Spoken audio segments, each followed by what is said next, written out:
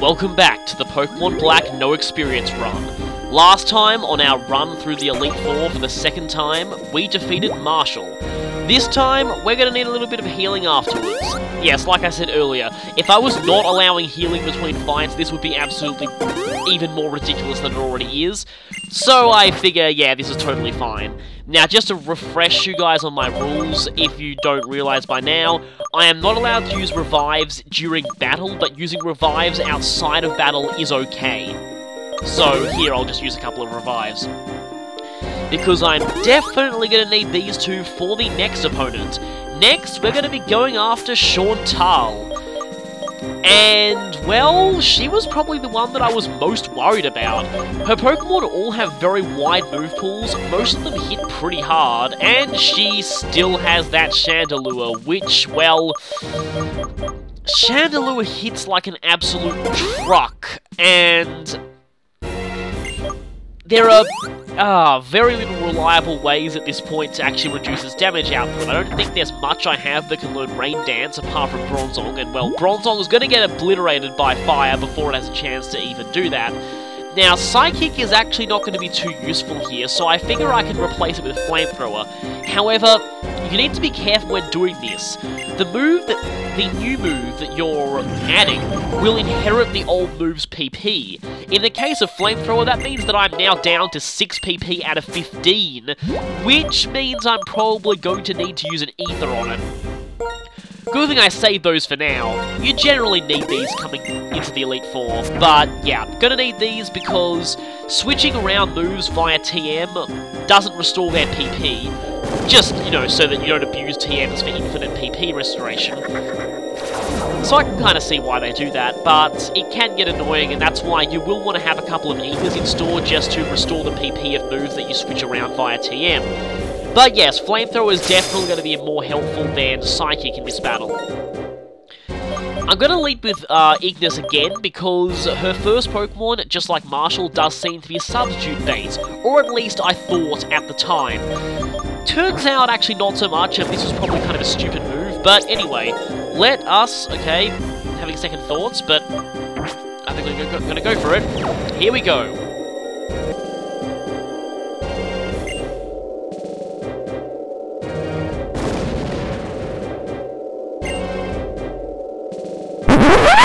Hold it right there. Now, there's actually something kind of interesting that I wanted to discuss here. Remember how I said that every member of the Elite Four has a different opening quote now?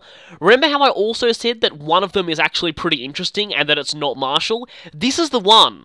The thing is, Shauntal actually has 5 different things she can potentially say for this part of her introduction quote, and I went ahead and recorded them all for the purposes of showing them all off.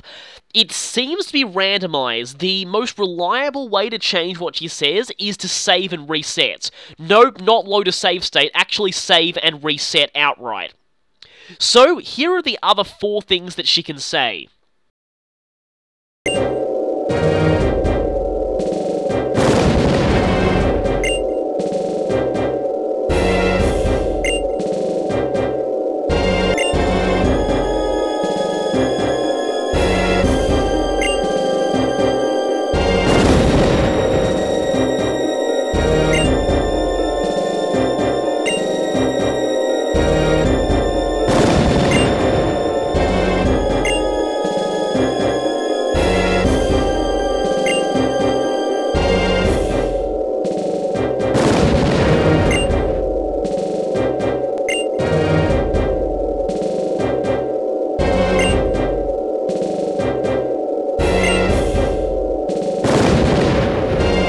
I really like that nice touch there. It's pretty cool, and interesting that they're referencing previous generations of Volkner there. She actually has a completely different repertoire of quotes come Black and White 2 as well.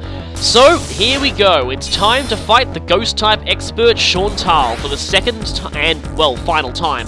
You can rematch the Elite Four now all you want for extra experience, but in a challenge like this, I'm really not going to want to go through this again. So she leads with Cofagrigus just like last time. Unlike Marshall, she hasn't changed her lead. So I was going to go for Substitute here, hoping this thing would be just as much of a substitute bait as Cynthia Spiritomb. Turns out, it's not. And the thing is, its non-offensive move is actually, well, Will-O-Wisp, which doesn't affect Volcarona anyway, so it won't actually... Oh, come on!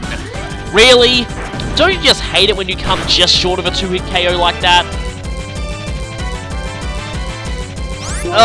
This is gonna put you in Hyper Potion range, isn't it? I could just Quiver Dance once, but I want to do this with no Quiver Dances if it's possible. Oh, yeah, she's gonna heal. Oh, well, at least she wastes a healing item. And, well, I get a free heal too, I guess, because, well, she's healing, I might as well heal too. Yeah, Hyper Potion will actually restore all my HP. No reason to use a full restore when a Hyper Potion will do the same job. As you can see, it's pretty late into the game where full restores out-heal Hyper Potions. So, usually you only want to use them when you're statused and on low health. Because restoring 200 HP with a Hyper Potion, again, like, you don't really get over that until, like, the 70s in terms of levels, so they're usually enough to do most of the game. And I'm still falling just shy of a 2-hit KO, so I'm going to change tactics. Switching out here, going into Bones to tank the Shadow Ball, and hopefully most of the other moves that this guy has. I'm pretty sure it knows Shadow Ball, Energy Ball, and I think Psychic.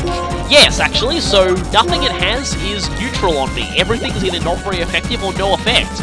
So Bones is an excellent matchup for this guy. Unfortunately, he can still Will-O-Wisp me, but that's probably still fine. Just gotta hope that she doesn't full restore again. Does a little bit of damage there.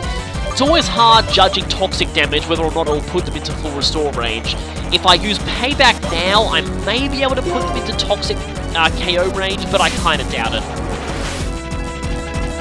Gonna avoid the Will-O-Wisp, get some extra healing with my leftovers. Okay, now hopefully this does enough damage so that the toxic poison finishes them off. Yay! You took away my totally useful ability! Yeah, I was never going to get any use out of Overcoat anyway, so I'm kind of glad to see it go, actually. Pre-Gen 6 Overcoat, how? Oh, crap, I hate it when that happens! Please don't full restore, please don't full restore. Yeah, the thing was, I actually went for Toxic again, just in case she full restored, so I could reapply the poison. But, yeah, she didn't go for the full restore, so my turn was kind of wasted. Like, granted, I could have taken less damage if I had just used Payback there, but I didn't want to run the risk of her using another full restore and me not having the poison on. Oh, Frostlass, that's bad. Definitely want to get Bones out of there. Frostlass has some pretty powerful Blizzard on its side, and it also has Ice Shard, so watch out if you're on low health. It'll go for hitting you with priority moves. It also... yeah, that's basically all it has. Now, I was kind of really paranoid this Frostlass was like most Frostlasses in battle facilities, where... oh, it missed anyway. Where it would have things like, and I'm really glad that this is Gen 5 Steel type, so I'm not weak to that. None, of course, Meteor Mash misses. Here's a fun competition for you all. Keep track of how many times Meteor Mash misses this entire Pokemon League. See, look at this! Look at this! Meteor Mash has definitely, at the very most, 50% accuracy for me.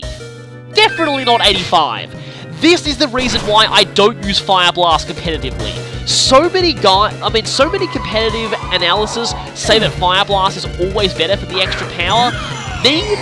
No, I always find it misses when I need it most. 85% accuracy is simply not enough for someone like me who is chronically unlucky. So, yeah.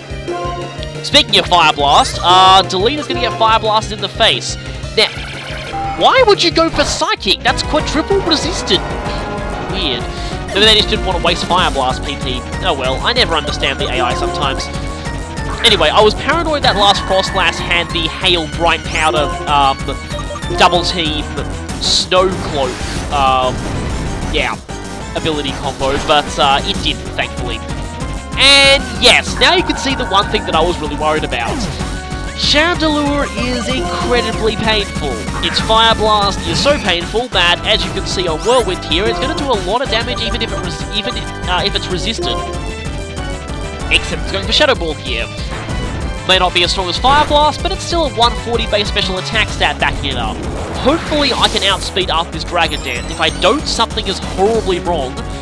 Granted, I have had a Durant outsped by this thing before, so anyway. Okay, he hit one Dragon Claw. So sorry, Whirlwind. Really? Really? Oh wow, miss. Okay, that's very good. I can probably full restore off of this. I kind of thought that Whirlwind was doomed there, but yeah. Like I said, this is the best time to use full restores when you're statused and on low health. But, ouch, seriously. We'll go on more about my IRL luck stats when we start fighting Grimsley. Believe me, it'll come into play there. But for now, I get another hit on this Chandelure. I really don't think that I can finish it off, but I'm getting Fire Blasted into Oblivion anyway. But Whirlwind, you fought valiantly. You've weakened this thing to the point where one of our other Pokemon should be able to finish it, and this is actually not a good thing because Volcarona's only moves are resisted by Chandelure. Kind of wish I kept Psychic now.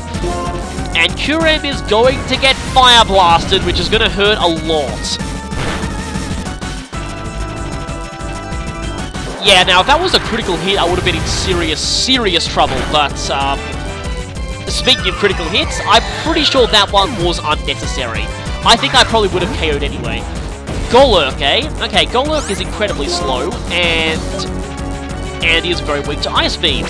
Something that's not a good combination when coming up against my Kyurem, so I reckon one Ice Beam should be enough to take it out.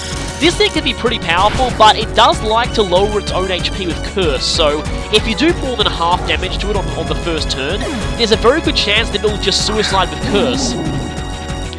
And Jellicent. This is a little annoying. Volcarona definitely doesn't want to take this thing on because of, you know, the risk of Hydro Pump, but thankfully Kyurem should resist most of the stuff that it has. Unfortunately, it's incredibly bulky, and I don't have much that's beyond neutral against it, but thankfully it can't really do much in the way of much damage to me. Speaking of which, what's happened to Jellicent these days? Back in Gen 5, it was a huge force in competitive standard play, but now I don't really hear much about it. Speaking of Jellicent, Chantal's Genesect does not have Energy Ball, so she doesn't need to worry about being banned by overzealous moderators. It does have, I think, Sludge Wave or something? Yeah, Sludge Wave, which is kind of weird. You'd think she was trying to cover fairies or something, but here, Sludge Wave doesn't really make all that much sense. I guess to help take out grass types, maybe? But, okay, here I deliberately went for... Even though I'm faster, I deliberately went for Glaciate there, just to lower its HP to the point where I ensure that she's not going to go ahead and full restore. I'm going to go ahead and use it again, just because I'm really paranoid about her full restoring. Sometimes it's good to use not very effective moves just to lower them. Okay, now Dragon Pulse will definitely finish it off, so I don't need to worry about full restores. So, finish it, Kyurem. And after this, there's only one more Pokemon that she's got left. One or none, I'm not sure, I forgot which she has. And yet another unnecessary crit. Well, Kyurem is holding the high critical hit ratio item, so it kind of makes sense. But still, you know, I'd appreciate crits that actually matter, Razorfang. And I'm faster than this Drifblim, and I'm hitting it with an Ice move off of Kyurem. I think it's safe to say the battle is over. Drifblim does have a huge amount of HP, so I was wondering if it would survive, but it didn't. Wondering, that Drifblim has Thunder and Acrobatics, which is kind of weird. But Chantal is down. Not exactly the best Chantal fight I could have done, but it's a victory on the first try, so I'll take it. No fail channel today. Again, more money that we don't use.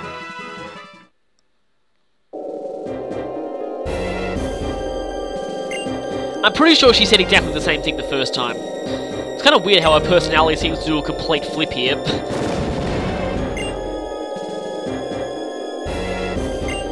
And I'm wondering if this might be the same thing that she said last time. If it's not, then it's good that I'm showing it off. But if it is, yeah, just ignore this. That's kind of actually interesting, because it's a criticism that some people have of Nuzlocke stories. But anyway, that's enough for here. Next time, we take on Grimsley.